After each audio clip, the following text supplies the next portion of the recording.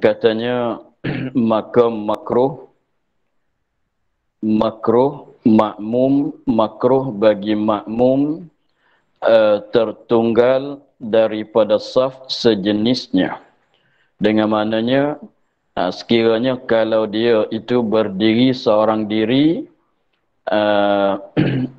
daripada saf, asing daripada saf, padahal saf yang sebelah depan tu masih ada lapangan lagi, tetapi dia tu tidak masuk memenuhi akan saf, maka sembahyang dia, maka jemaah dia tu maka hukumnya ialah makruh, meluputkan akan fadilah jamaah.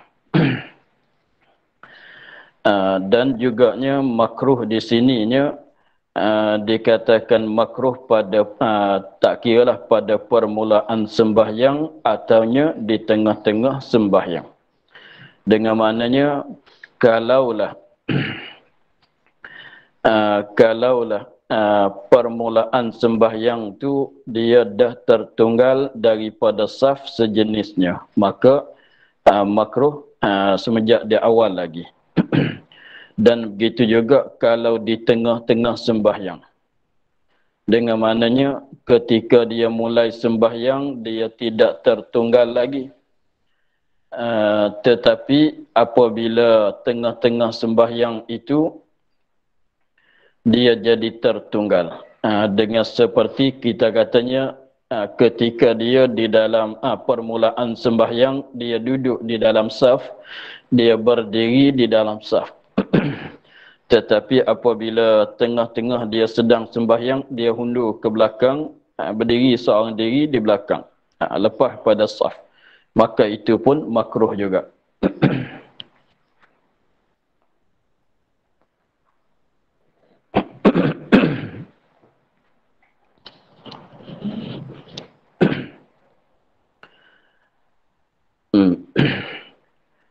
Jadi makruh tertunggal makmum daripada saf yang sejenis itu pada permulaan sembahyang dan juga di tengah-tengah sembahyang.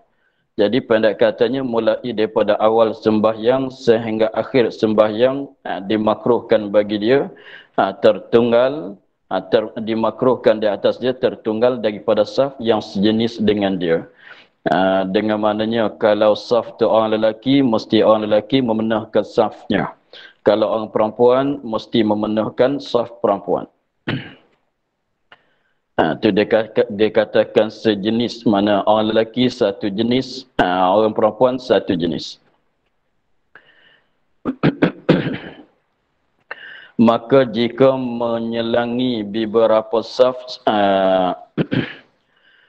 jika dapat padanya lapang, jika dapat padanya pada saf, saf yang di hadapan dia ada lapang, sekiranya kalau begitunya makruh. Sekiranya kalau dia berdiri di belakang padahalnya sebelah depan bagi dia tu ada ruang lagi, ada lapang lagi boleh mengisi, maka itu makruhlah bagi dia. Bahkan untuk nak lepas daripada makruh, masuk ia akan saf yang ada lapang itu. Untuk nak hilang, nak lepas daripada makruhnya, mesti dia kena masuk di dalam saf, mengisi di tempat lapangan itu. Barulah lepas daripada hukum makruh. Bahkan masuk ia akan saf, masuk ke dalam saf yang ada lapang itu. Tapi saf yang ada lapang itu seperti kata kemarinnya ialah dimaksudnya sekiranya kalau dia masuk ke dalam saf tu tak jadi menyusah kepada orang-orang yang sebelah di tepinya, sebelah kanan dia dan sebelah kirinya. Dengan maknanya kalau dia mengisi masuk tu tak jadi rapat sangat, tak jadi ketat sangat. Maka jika menyelangi beberapa saf sekalipun,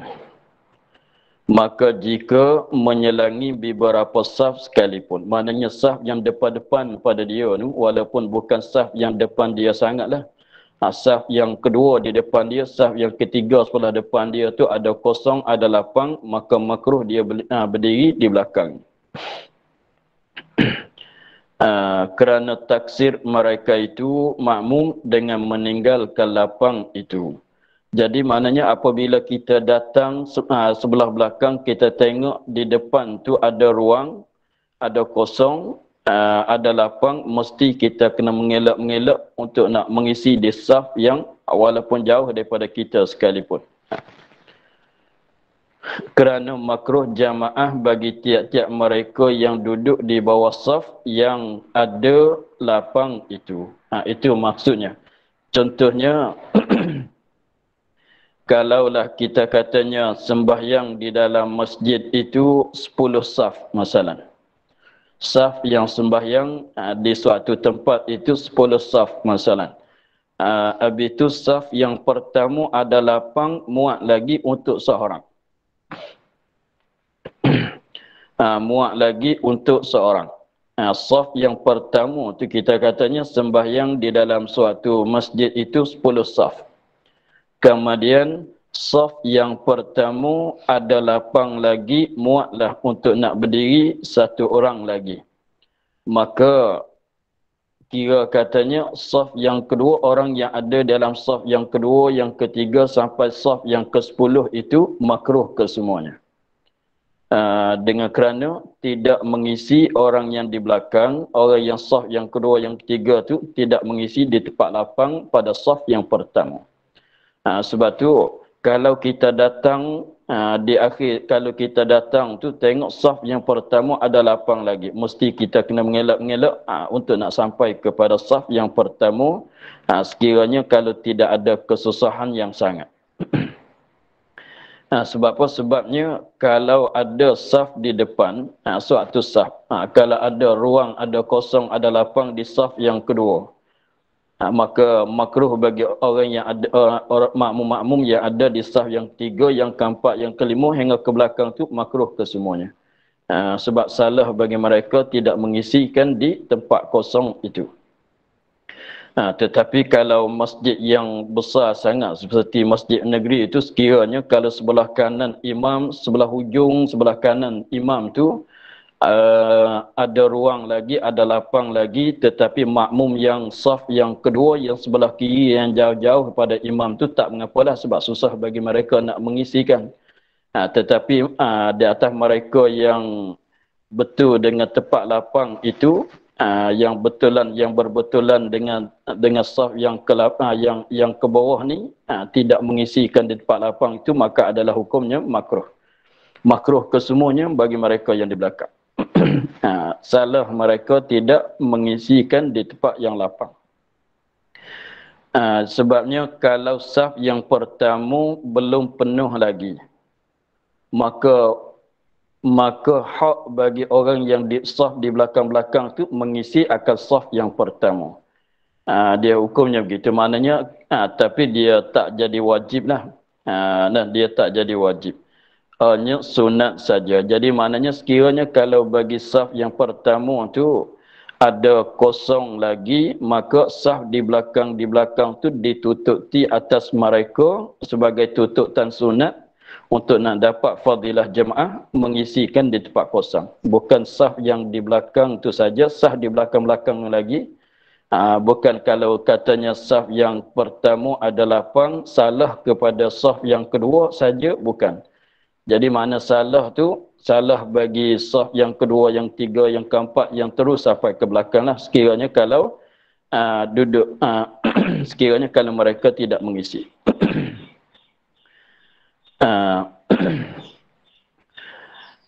Dan dengan ini diketahuikan, dan dengan ini dengan kata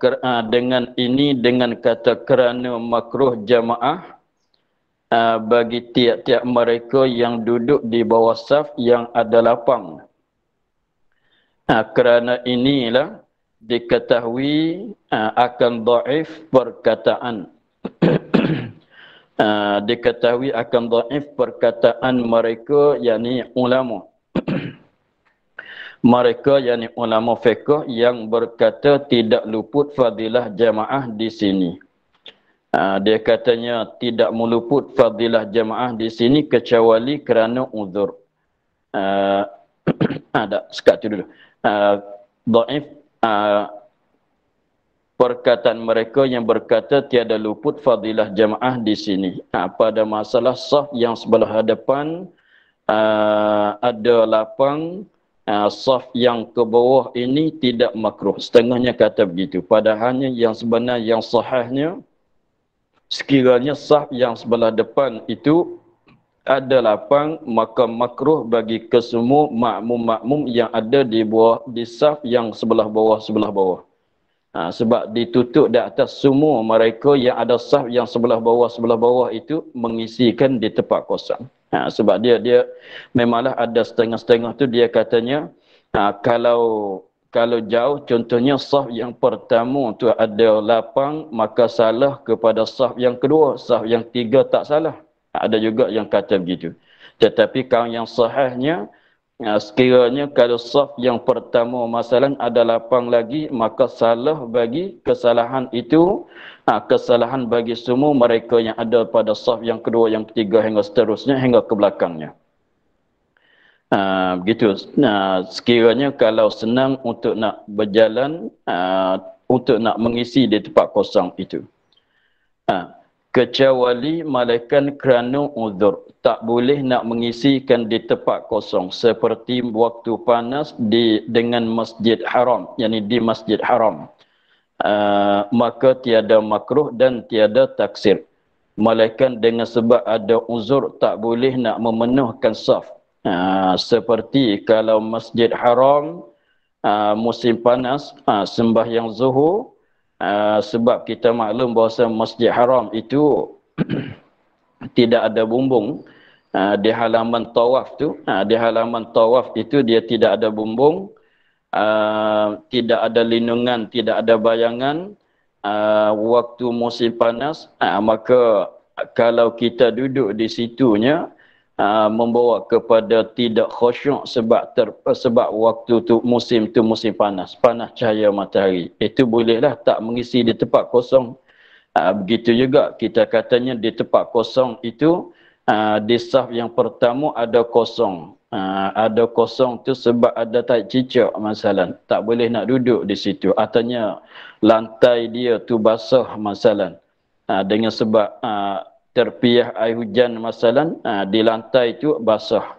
Maka kalau kita berdiri di situ di tempat basah tu membawa kepada jadi tidak khusyuk kita, artinya basah pakaian, tak sedap duduk pulaknya, tak selesa pulaknya, maka itu tak mengapalah. Tapi yang masalah kita cakap katanya apabila saf yang depan tu ada lapang, kesalahan bagi saf di belakang tidak mengisi sekiranya kalau tidak ada uzur. Tetapi kalau ada uzur, maka tidak adalah hukum makruh dan tak jadi taksir, tak jadi kesalahan bagi saf mereka yang ada pada saf di belakang. Begitulah. Jadi tapi kesalahan ni maknanya masalah hukum makruh sajalah. Sekiranya kalau ada uzur tak mengapa. Itulah yang setengah daripada uzur tu yang saya kata tadinya, seperti masjid yang besar, seperti masjid negeri, masjid besar tu, kalau sebelah kanan, hujung sebelah kanan bagi imam ada lapang. Lepas tu makmum yang sebelah kiri itu jauh dia daripada lapang itu, maka tak salah juga sebab susah dia nak pergi. Tetapi orang yang kawasannya betul-betul dengan yang belakang, betul dengan yang kebetulan dengan lapang, itulah yang salahnya, makruhnya. Habis di situ. Dan tiada taksir dia katanya. Seperti barang yang zahir pada tuhfah nihayah, begitulah. Jadi maknanya ada sebut dalam kitab Tuhfah, ada sebut dalam kitab Nihayah bahwasanya sekiranya kalau ada uzur seperti panah di Masjid Haram, maka hukumnya tidak ada makruh, terbiarkan ada kosong, ada lapang di saf yang sebelah depan, dan tiada juga taksir. Tak makruh, tak taksir sebab ada uzur. Habis di situ. Maka jika engkau tiada dapat lapang, sekiranya kalau kita baru sampai kepada tempat berjemaah, Kita tengok saf yang dah ada itu dah penuh. Macam mana kita nak buat pulanya?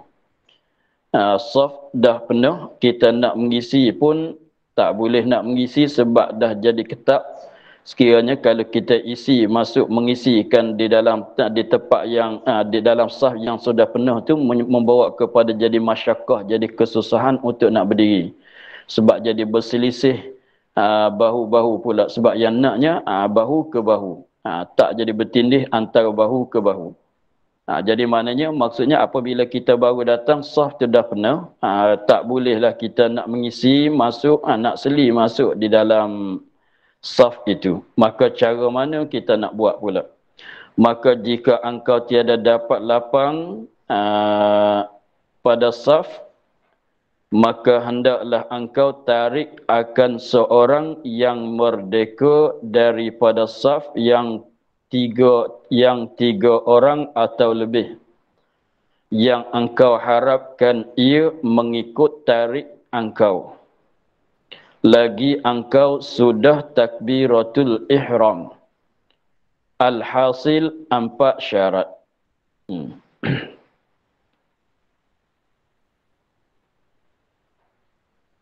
Dia katanya, maka jika engkau tiada dapat lapang, kita baru datang, tengok saf dah penuh. Jadi berhajat, kita tak, jadi maknanya kita tak boleh nak masuk di dalam saf sebab dah penuh. Tiada dapat lapang pada saf. Maka caranya, hendak engkau tarik akan seorang. Hendaklah engkau itu tarikkan seorang yang ada di dalam saf. Tarik turun ke bawah supaya jadi saf bersama dengan kita. Itu cara dianya. Tapi nak tarik itu ada 4 syarat. Nak tarik mereka yang ada di dalam saf itu, nak tarik mereka yang ada di dalam saf itu ada 4 syarat. Mana dia 4 syarat? Satu syaratnya tarik akan seorang yang merdeka. Orang yang kita pilih nak tarik dia turun bersama, turun buat sah bersama dengan kitanya ialah seorang itu ialah seorang yang merdeka. Jangan hamba. Kalau jangan kita tarik orang yang hamba, memanglah sekarang tu hamba tidak ada, tetapi sekiranya fardunya kalau ada hamba seperti masa dulu, seperti zaman dahulu, maka tak boleh kita nak tarikkan orang yang hamba turun bersaf dengan kita. Sebabnya sekiranya sebab hamba itu walaupun dia manusia, tetapi pada hukumnya dia adalah harta. Walaupun dia tu manusia, orang yang jadi hamba itu, walaupun dia tu manusia, tetapi dia tu adalah harta seperti benda-benda harta yang lain. Maka sekiranya kalau kita tarikkan akan seorang hamba, turun bersama saf dengan kita, maka ketika kita tarik dia tu, fardunya kalau dia tergelicir kaki, jatuh sehingga patah kakinya, maka wajib kita kena bayar. Wajib kita kena, wajib di atas kita kena dhaman, kena bayar. Sebab dia adalah satu jenis harta bagi yang dimiliki oleh seorang. Sebab tu jangan, kalau hamba tu jangan kita ganggukan dia. Sebab tu dia katanya, dia masalah hamba ni, dia katanya, ulama katanya kita kena henti-henti sebab dia tu setengah daripada harta orang. Sekiranya kalau kita buat rusak, kalau kita guna dia, dia tu akan masuk dalam jaminan kita, masuk dalam dhaman kita. Kalau rosak kena ganti, kena bayar. Sebab tu kata setengah ulamanya, kalau kita sujud sembahyang, masalah zahmah, masalah ramai manusia tu, apabila kita sujud kena kepada di atas belakang seorang hamba, maka dengan sebab kita sujud kena di atas belakang dia tu, maka menyebabkan dia tu sakit sampai mati, maka wajib kita kena bayar. Sebab dia tu adalah harta orang. Sebab tu kalau kita nak tarik tu, jangan tarik orang yang hamba. Itulah hukum dia walaupun hamba dah tak ada sekarang. Dan seorang yang maknanya kita nak tarik tu, satu syaratnya jangan tarik orang yang jadi orang yang hamba. Yang keduanya daripada saf yang 3 orang atau lebih banyak daripada 3. Jadi maknanya kita saf yang penuh tadi tu tak kurang daripada 2. Sebab apa? Sebab kalau saf yang penuh seperti tempat yang tak luas sangat, kalau tempat tu dia kita katanya satu saf tu muat 2 orang saja. Satu saf 2 orang. Sebab tempat tu sempit. Tak luas. Maka satu saf tu 2 orang, satu saf tu 2 orang, satu saf 2 orang. Maka apabila cukup 2 penuh, cukup 2 penuh, cukup 2 penuh, maka kita tak boleh nak tarik. Sebab apa? Sebab kalau 2 orang tu kalau 2 orang tak boleh kita nak tarik. Sebab kalau kita tarik orang yang sebelah depan kita turun bersama dengan kita, maka tinggal ada seorang lagi itu jadi berdiri seorang pula. Sebab hukumnya sekurang-kurang saf itu adalah 2 orang. Sekurang-kurang saf itu ialah 2 orang. Sekiranya kalau saf itu muat 2 orang saja, maka apabila kita baru datang nak tarik turun seorang bersama dengan kita tak boleh. Sebab apa? Sebab kalau kita tarik seorang sebelah depan kita tinggal ada seorang saja. Maka membawa pada sebelah depan kita tak jadi saf pula. Kalau gitu tak boleh nak tarik. Tetapi kalau saf tu ada 3 orang, kita katanya luah jugalah. Satu saf tu muat 3 orang, satu saf tu muat 3 orang masalah. Maka dah boleh kita nak tarik. Sebab kalau 3 kita tarik ke bawah, tarik turun ke bawah seorang, tinggal ada 2 lagi sebelah depan kita. Maka sekurang-kurang saf tu adalah 2 orang. Begitu. Jadi begitulah. Dan syarat yang keempat, yang engkau harap ia mengikut tarik engkau. Itu syarat yang ketiga. Syarat yang ketiga, kita ada harapan bahwasanya orang yang kita tarik itu dia akan mengikut tarikan kita. Maknanya dia tunai. Maknanya apabila kita tarik dia tu sebelah dia tu disunatkan mengikut tarikan kita. Jadi maknanya sekiranya kalau ada siapa-siapa di belakang kitanya tarik kita turun ke bawah untuk buat sah bersama dengan dia, sunat bagi kita pulanya bantukan dia, sokong dia mengikut akan tarikan itu. Sebab maksud ta'awanu 'alal birri wat taqwa. Sunat kita turun ke belakang buat sah bersama dengan dia. Maka sebelah balik makmum yang baru datang tu, kalau dia nak tarikkan siapa yang di depan tu, pilihlah. Kalau nak tarik dia ni, dia tahu ke tak, nanti dia marah pada kita pula, fitnah pula, maka tak boleh nak tarik tu. Kalau dia tak faham, kalau dia tak tahu hukum. Tetapi sekarang apabila kita tahu hukum bahwasanya kalau kita ada siapa tarik kita turun ke bawah, kita bantulah. Sunat pula di situ. Tak mengapa jadi tinggalkan daripada saf untuk nak membantukan orang belakang mendapatkan saf, tak mengapalah. Buahkan sunat kita membantukan dia. Maka orang yang nak tarik tu pun dia kena pilih-pilih. Nak tarik siapa? Tengok orang ni kita kawan kita ke masalah, lagi pula dia tahu cara sembahyangnya, apabila ditarik sunat membantu untuk nak buat saf dengan orang di belakang. Sekiranya kalau siapa yang ada harapan, siapa yang kita terasa harap dianya, kalau kita tarik, dia terikut akan tarikan kita. Tetapi kalau semua, kita katanya semua di dalam saf tu, kalau kita tarik dia turun ke bawah, akan jadi masalah, akan bergaduh besarlah. Akan membawa kepada jadi timbulkan fitnah. Maka tak boleh kita nak tarik. Itu dikirakan kata uzur.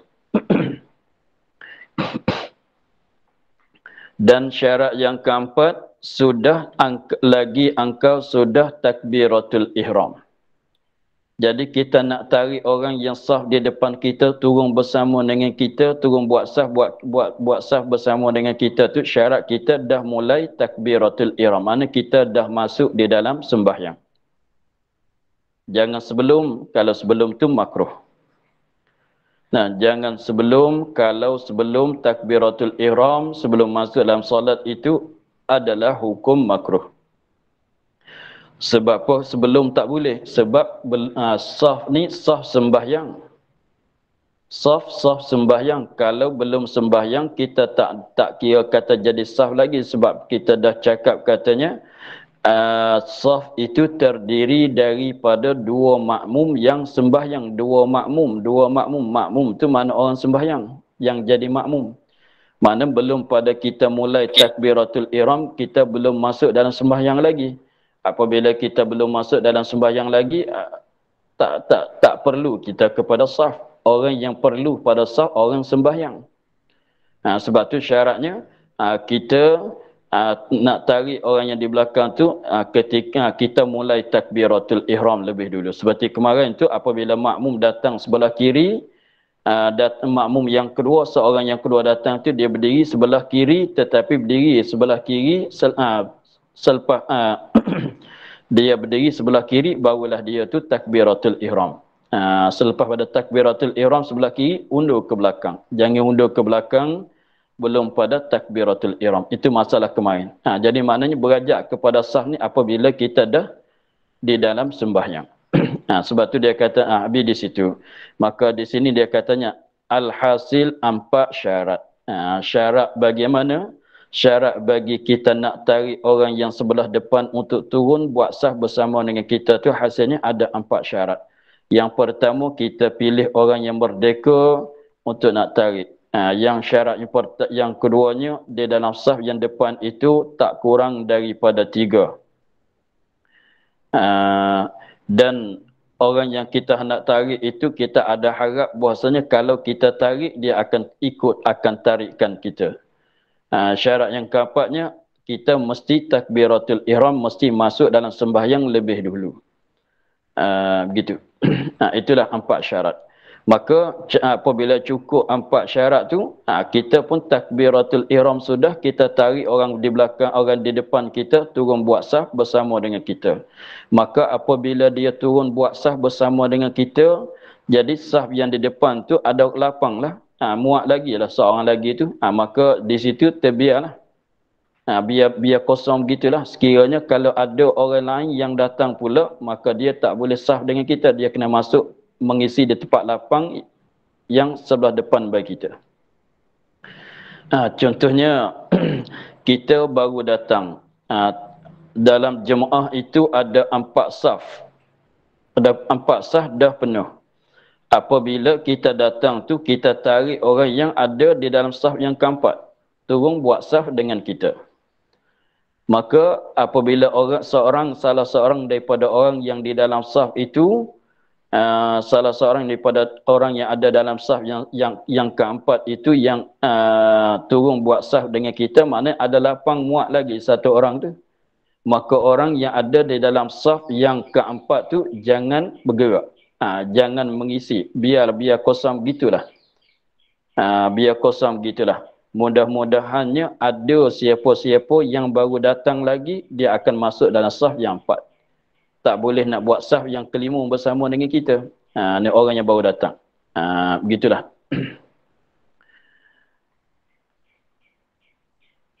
Dan makruh membuat saf sebelum penuh saf yang di atas. Itu hukumnya jelas. Dan makruh meluputkan fadilah jamaah, membuat saf yang baru, buat saf yang lain pula sebelum penuh saf yang di atas. Saf yang sebelah atas tu belum penuh lagi, kita buat saf lain pula. Itu adalah makruh meluputkan fadilah jamaah. Zahir. Dan makruh berdiri lelaki seorang di kiri imam dan di belakangnya dan menyamakan pada tumitnya, dan terjauh daripada imam lebih daripada 3 hasta.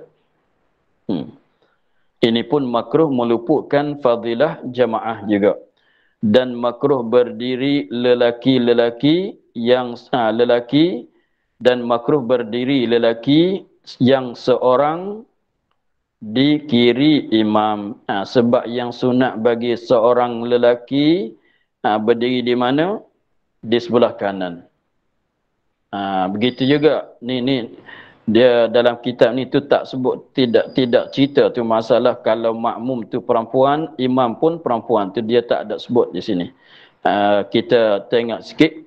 Jadi masalahnya kalau makmum perempuan, imam pun perempuan, seorang imam adalah perempuan, seorang makmum adalah orang perempuan, maka kalau seorang itu sunat berdiri sebelah kanan juga. Seorang makmum, seorang imam, sama-sama perempuan. Maka ambil sebelah kanan bagi imam, ke bawah sedikit daripada imam. Jangan banyak. Jadi maknanya rapat dengan imam sebelah kanan, ke bawah sedikit daripada imam. Sekiranya kalau kalau ada dua makmum, seorang imam adalah perempuan, makmum dua orang perempuan, maka cara dianya seorang makmum yang perempuan, seorang lagi pun perempuan, maka seorang berdiri sebelah kanan, seorang berdiri sebelah kiri, tak payah undur ke belakang. Itu caranya. Dia tak sama dengan orang lelaki. Kalau katanya orang lelaki, awal-awal seorang, tiba-tibanya datang pula seorang. Apabila datang pula seorang, kalau lelaki, dia takbiratul ihram sebelah kiri, kemudian selepas pada takbiratul ihram, dia undur ke belakang. Tetapi kalau imam adalah perempuan, makmum pun perempuan, lebih banyak daripada dua ke atas, maka yang aulanya dia biarkan imam tu duduk di tengah. Biarkan imam itu duduk di tengah, bukan di depan. Duduk di tengah macam mana? Jadi maknanya kalau dua ke atas, sama-sama perempuan kesemuanya, maka cara dianya seorang makmum sebelah kanan, seorang makmum sebelah kiri, ke bawah sedikit daripada imam. Jadi agak katanya imam tu di tengah. Dia ada sebelah kanan, sebelah kiri, sebelah belakang. Dia ada begitu. Dia masalah berdiri di saf tu, sebelah kanan imam. Masalah saf ni ada bahasa cakap dalam masalah saf tu, ada katanya sebelah kanan imam, sebelah kiri imam, sebelah belakang. Sebelah belakang tu yang katanya nak 3 hasta tu. Yang sebelah belakang tu katanya nak 3 hasta. Tetapi kalau makmum, seorang makmum itu adalah perempuan, imam pun perempuan, maka seorang makmum yang perempuan itu ambil sebelah kanan bagi imam, ke bawah sedikit, ke belakang sedikit saja. Maknanya jangan jadi sama. Bawah sedikit pada imam supaya lepas pada jadi bersamaan. Maka apabila datang makmum perempuan juga yang kedua, dia ambil sebelah kiri bagi imam. Sudah ambil sebelah kiri bagi imam, tak payah undur belakang seperti orang lelaki. Tak payah undur belakang seperti orang lelaki, tak payah. Biar begitulah. Maknanya yang naknya imam duduk di tengah. Maksud kata imam duduk di tengah tu maknanya imam ke depan sedikit saja daripada makmum. Nanti nak begitu. Tetapi kalau orang lelaki, apabila datang makmum yang kedua, dia ambil sebelah kiri bagi imam, takbiratul ihram, kemudian kedua-dua itu undur ke belakang. Adapun makmum perempuan yang dua-dua orang, imam pun perempuan, maka caranya jangan undur ke belakang. Biarkan imam itu di tengah. Biarkan imam itu di tengah, maknanya dua makmum, seorang kanan, seorang kiri, belakang sedikit saja daripada tumit imam, dah cukup dah. Apabila datang yang ketiga pun begitulah, ambil sebelah kanan. Jangan undur ke belakang. Itu sebab aulanya itu sekiranya kalau sama-sama perempuan, tidak ada orang lelaki, maka caranya begitulah. Apabila kalau lebih ramai daripada 3 pun caranya begitu. Caranya begitu. Jangan buat saf di belakang imam kalau orang perempuan tu. Jangan buat sah di belakang. Caranya melikungi akan imam supaya imam tu duduk di tengah. Maknanya imam, kalau kita katanya kalau buat saf orang perempuan tu bukan kata imam duduk sini, ni saf di belakang, bukannya begitu. Bukannya begitu. Bukan kita katanya mesti jadi begitu. Mesti jadi begitu. Katanya jadi rapat gitu. Salah katanya salah jadi begitu. Sebab apa? Sebab kalau dia nak orang perempuan ni dia nak itu sebab apa nak di tengah tu, sebab dia terlebih melindung. Kalau duduk di belakang bagi imam tu, jadi imam tu berdiri seorang diri, macam-macam imam tu berdiri seorang diri, tak terlindung daripada pandangan manusia. Tetapi kalau makmum tu duduk di tengah seperti tadi, maknanya makmum tu belakang sedikit saja daripada imam, sebelah kanan dan sebelah kiri, maka jadi terlebih tutup, terlebih lindung daripada pandangan manusia yang ajnabi. Begitu juga masalahnya dia sama dengan orang perempuan. Masalah mana? Masalah sekiranya kalau orang yang sembahyang itu yang semuanya tidak ada pakaian. Kesemuanya imam dan makmum, kita katanya grup dianya ada 3 orang, ada 4 orang masalah. Habis itu pakaian tidak ada. Semua 4 orang tu telanjang kesemuanya. Orang 3, 4 orang lelaki itu semuanya tidak ada pakaian kesemuanya. Contoh dia pergi kat bukit, kat mana-mana, kena samun, kena rapah pakaian sehingga 3, 4 orang tu jadi telanjang kesemuanya. Maka sampai masa nak semayang tidak ada kain, tidak ada pakaian boleh menutup tiap aurat, maka terpaksa mereka sembahyang dengan keadaan telanjang. Apabila sembahyang dalam keadaan telanjang, bolehlah nak berjemaahnya. Maka apabila begitu nak berjemaah tadi tu, cara berdiri itu semacam orang perempuan berdiri. Mana biarkan imam tu berdiri di tengah. Sekiranya kalau kita katanya 3 orang yang kesemuanya telanjang, tidak ada pakaian, jangan buat saf di belakang. Buat saf di belakang, nampak pula kemaluan imam pula. Sebab tu kalau nak sembahyang jemaah itu, maka buat saf seperti cara orang perempuan buat saf. Maknanya seorang makmum sebelah kiri, sebelah kanan, sebelah kiri seorang, sebelah kanan seorang. Ke bawah sikit daripada imam. Jangan sama tumit dengan imam saja. Mana ke bawah daripada imam sedikit, supaya lepas daripada sama dengan imam. Itu saja. Sebab dia kalau duduk rupa begitunya, terlebih selamat daripada tengok nampak aurat imam. Sebab kalau kita buat saf gitu, orang makmum nanti gelak pula tengok aurat imam pula. Begitu. Itulah kalau sama-sama orang perempuan, imam dan makmum.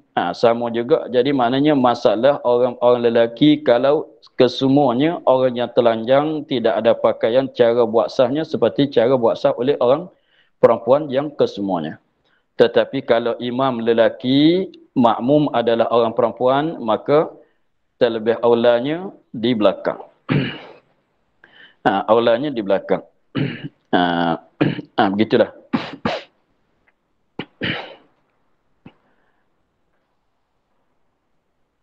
Kembali kepada masalah kita, dia katanya dan makruh berdiri lelaki yang seorang di kiri imam. Itu makruh, tak dapat fadilat jamaah kalau duduk sebelah kiri. Sebab yang ditutupnya ialah nak sebelah kanan. Kalau seorang makmum lelaki duduk sebelah kanan bagi imam. Sama juga kalau imam perempuan, makmum pun perempuan, disunat ambil sebelah kanan dan di belakang. Dan sebelah belakang, maknanya di belakang betul dengan belakang imam tu, 3 hasta, kalau seorang pun makruh juga. Dan menyamakannya imam pada tumit imam. Makruh juga. Tak salah lagi. Dia kata tak boleh tu kalau tumit makmum ke depan bagi di atas tumit imam. Itu yang tak boleh. Kalau sama, tidak membatalkan lagi. Hanya makruh meluputkan fadilah jamaah. Kalau tumit makmum tu ke depan daripada tumit imam, itu tidak sah mengikut. Kalau terus mengikut lagi, membatalkan sembahyang. Tetapi kalau tumit makmum dengan tumit imam, duduk bersama, jadi sama, maka adalah makruh. Begitu juga. Dan begitu juga kalau begini 2 kali makruh. Kalau begini 2 kali makruh. Sebab dia hukum makruh masing-masing. Kalau makmum seorang lelaki, kalau ambil sebelah kiri pun makruh, kalau ambil sebelah belakang pun makruh. Sebab yang naknya, kalau sama tumit pun makruh.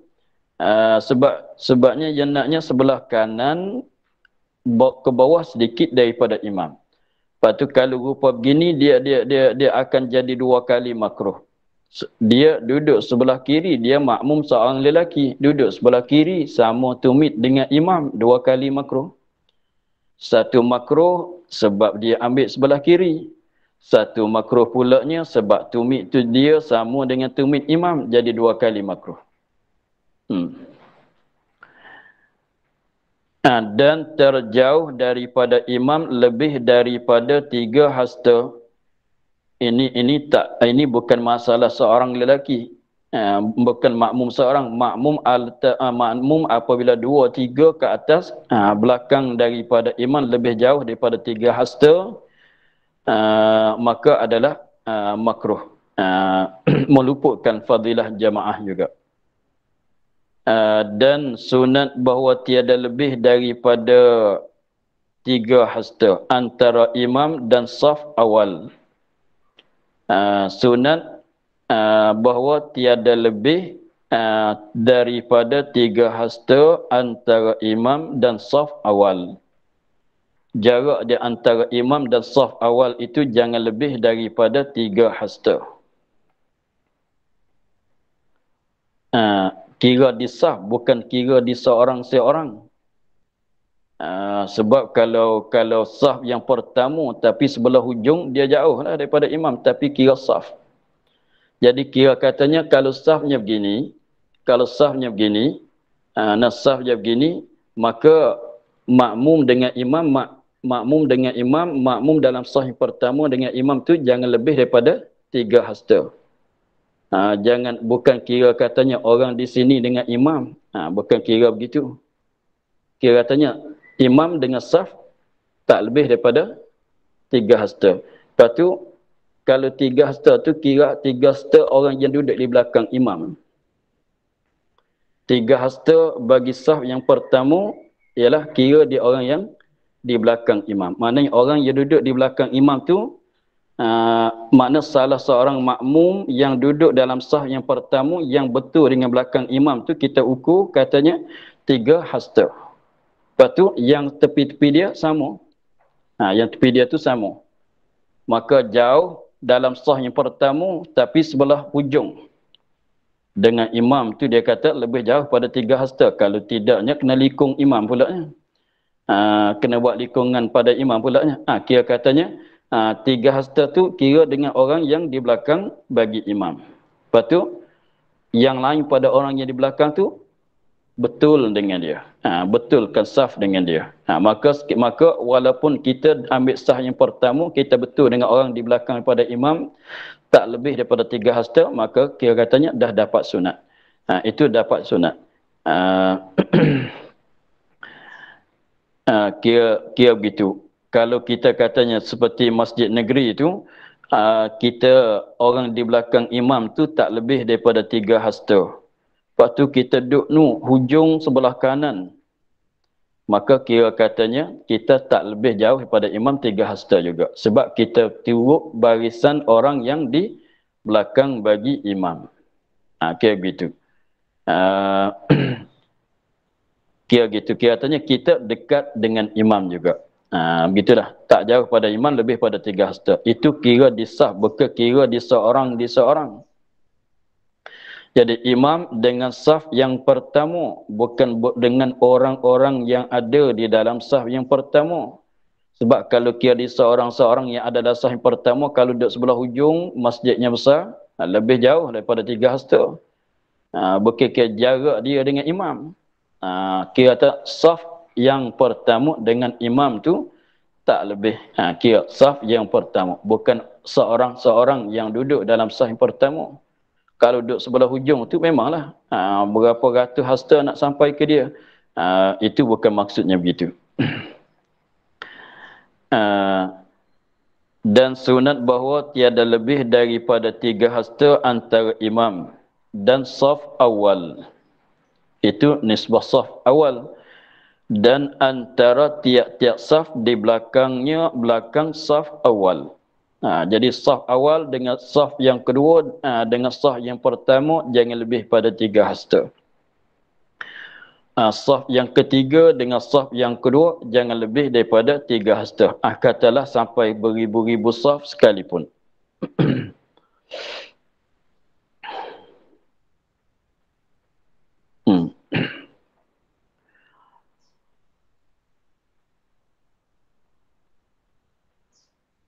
Dan sunat berdiri di belakang dan sunat berdiri di belakang imam oleh segala lelaki.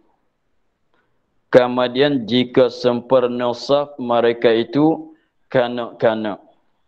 Kemudian perempuan-perempuan.